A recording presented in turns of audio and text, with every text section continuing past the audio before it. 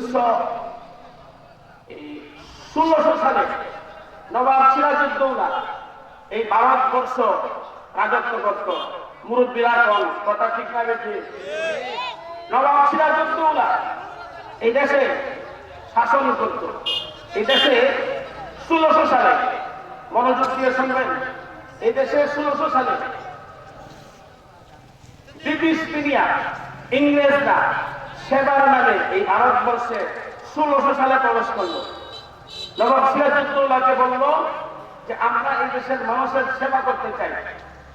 আল্লাহ বলবেন না, কিন্তু সেবার ভিতরে ইহুদি মতবাদ প্রতিষ্ঠা করা তাদের একমাত্র উদ্দেশ্য ছিল। মুসলমানরা সহজ সরল মনে হয়। 1600 সালে ব্রিটিশরা প্রবেশ করলো। 1757 সালে এই রাস্তায় কথা বলে কেনা সুদা বর্ষরা বাজার বানায় 1757 সালে ব্রিটিশ সম্পাদক নবাব সিরাজউদ্দৌলার প্রথম ঘটনা।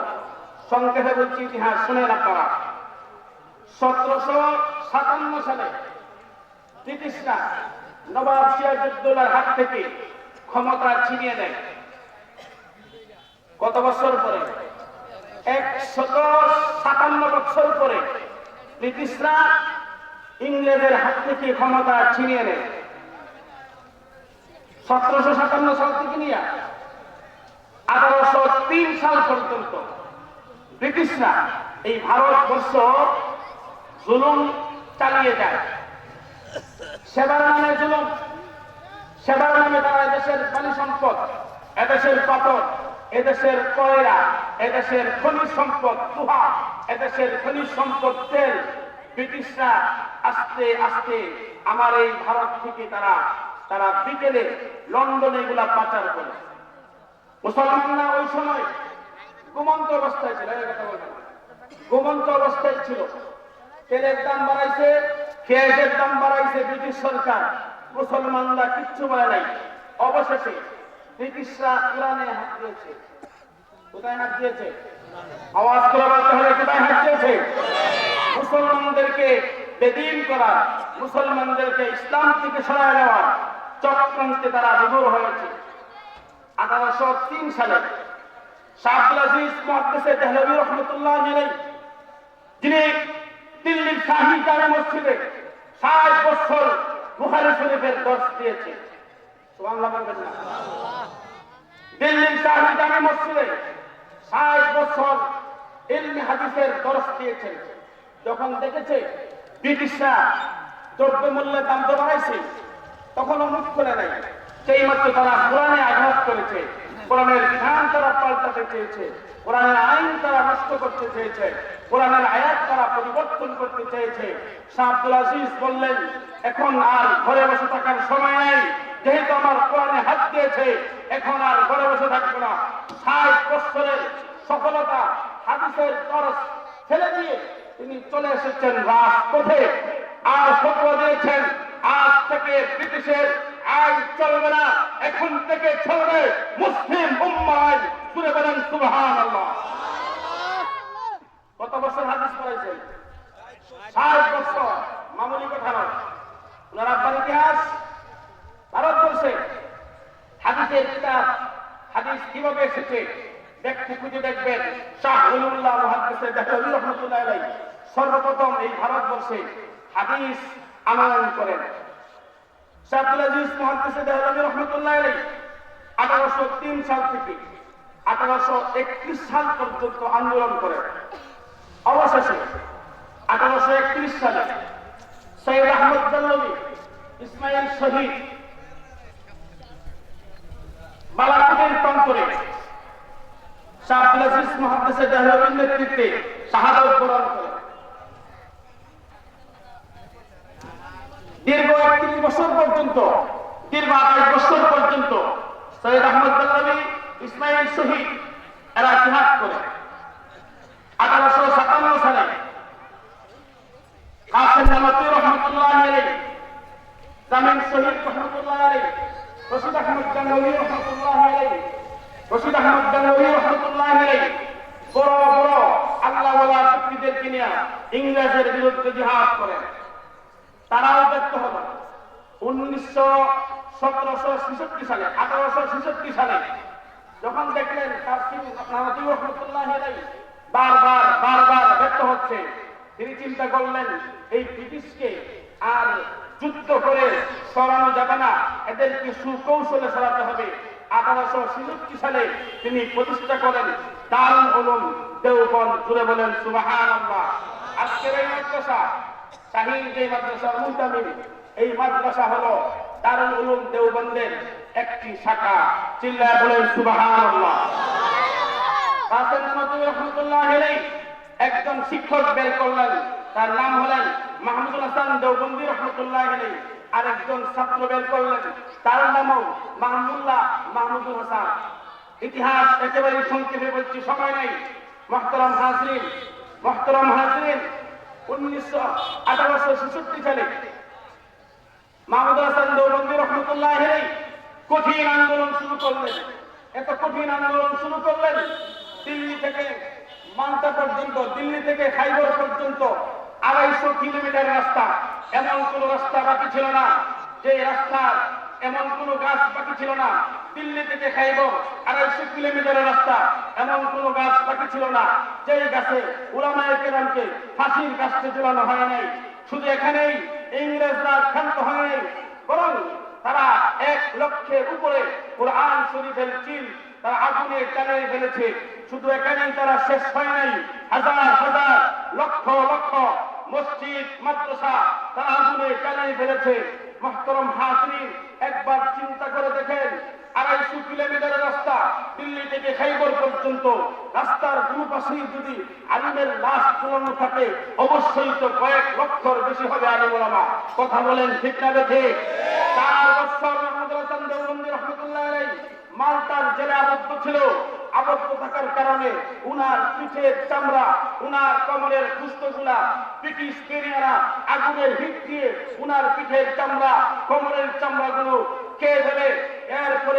এরপরেও মাহমুদুল হাসান দেওবন্দি রহমাতুল্লাহ আলাইহি 4 বছর পরে যখন ব্রিটিশের হাত থেকে মুক্ত পেয়েছেন, শিক্ষকরা বলেছে, হে মাহমুদুল হাসান দেওবন্দি, আপনি বহু জীবন জেল কেটেছেন, এখন কিছুদিন রেস্ট নেন। মাহমুদুল হাসান দেওবন্দি বলেছেন, হে উলামায়ে কেরাম, আমার দেহটাকে মসজিদের পালকির খাটে শোয়া দাও, আর দেওবন্দ ভারতের প্রতিটি অলিতে গলিতে আমাকে নিয়ে ঘুরবে আর বলবে, হে ভারতবাসী, হে ভারতের মুসলমানেরা, হে ভারতের দিন, হে ভারতের দল পল নির্বিশেষে সকল মানুষ, আমি তোমাদের মাহমুদুল হাসান দেওবন্দি ভারতের স্বাধীনতা চাই। ঘুরে বলেন সুবহানাল্লাহ। অবশেষে সময় একেবারেই নাই। অবশেষে হুসাইন আহমদ মাদানী রহমাতুল্লাহ আলাইহি আওলাদ রাসূল, যার বংশের সিলসিলা সরাসরি রাসূল পর্যন্ত, হুসাইন আহমদ মাদানীর ছোট্ট একটি ঘটনা বলে আমি আমার আলোচনা শেষ করছি। হুসাইন আহমদ মাদানী রহমাতুল্লাহ আলাইহি উনি গেলেন হজ করার জন্য। তদানীন্তন সময়ে সুলতান আহমদ নানভী এবং হাফিজজি হুজুর দুইজন গেলেন খানায়ে কাবা জিয়ারত করার জন্য, আল্লাহ রাসূলের রওজা জিয়ারত করার জন্য। হুসাইন আহমদ মাদানী রহমাতুল্লাহ আলাইহি রাসূলের রওজার পাশে গিয়ে বললেন, আসসালামু আলাইকা ইয়া জাদ্দি, হে আমার দাদা হুজুর, আপনার উপরে আমার সালাম, আপনার উপরে আমার দোয়া। আল্লাহ রাসূল কবর থেকে রওজা শরীফ থেকে বললেন, ওয়া আলাইকুমুস সালাম ইয়া ওয়ালাদি, হে আমার সন্তান, তোমার উপরে আল্লাহর রহমত, আল্লাহর বরকত বর্ষিত হোক।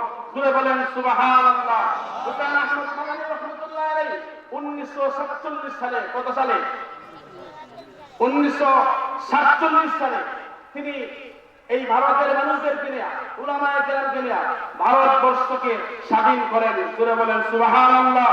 ভারত স্বাধীন হয়েছে বিদায় পাকিস্তান বাদ হয়েছে, পাকিস্তান বাদ হয়েছে বিদায় 1952 ভাষা আন্দোলন হয়েছে, 1952 ভাষা আন্দোলন হয়েছে বিদায় 1969 গণ অভ্যুত্থান হয়েছে, 1969 গণ অভ্যুত্থান হয়েছে বিদায় 1970 নির্বাচন হয়েছে, 1970 নির্বাচন হয়েছে বিদায় 1971 মুক্তিযুদ্ধ হয়েছে, 1971 মুক্তিযুদ্ধ হয়েছে বিদায় স্বাধীন বাংলাদেশ পেয়েছি।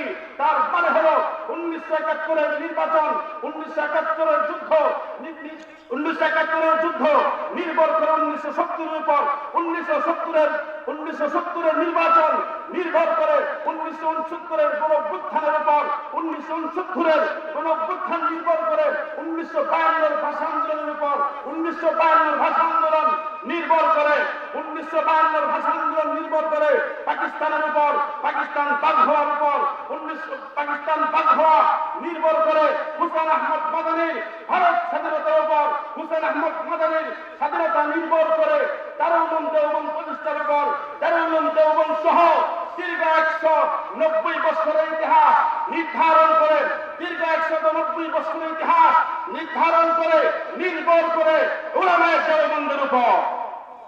आखिरी लुकमा से पेट नहीं भरता। संकट एक नीचे वक्तव्য শেষ করে দিচ্ছি।